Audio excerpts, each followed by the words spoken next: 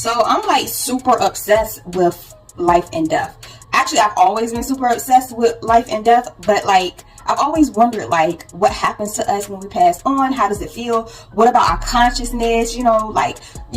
I believe in incarnation and reincarnation, and along my journey, my ascension journey, I've learned so much, and I've been exposed to so much physical and spiritual knowledge to give me answers. But it was some bits of information that I studied and learned that did resonate, but it kind of went to the back of my mind until maybe about this year or last year when I was noticing, like, okay, so we all know about karma, karmic debt. I don't like to use those terms because they're used so frequently, like we kind of drain them, but that's the only term I know at the moment that is identifiable. But basically there's good karma, there's negative karma based on the energy that you put out into the world. And of course, obviously when you put so much out there negatively, it has to come back and return to sender, no matter, what you receive from it, including your demise, right? And we know the people who get that right. But then there's people, babies, children, teenagers, like that I look at as being innocent and genuine, loving, kind adults, right?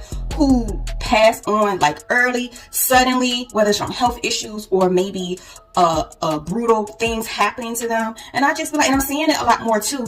And like my heart be hurting for these parents that lose their teenagers and these babies from health issues. And I sit back and I be asking like, why? So then it occurred to me that information that I put in the back of my mind resurfaces because I believe, like, source always knows how to connect us to certain things, certain tools and knowledge at the right time, though, or whatever. But I guess it's coming to me now because I'm seeing it a lot more, like, every time I turn around. And I used to be a funeral service student. That was an old path, okay? Just something I was interested in. But anyways, like, so the information that came to me is just basically like when it comes to babies and children and some teenagers, it's like karmic debt that is passed on from other generations, that either it wasn't fulfilled or it wasn't completely fulfilled, and it pours over into the other generation, like for an example, great grandparents or like your grandparents or even your parents currently, like they have so much karmic debt that it passes over to you.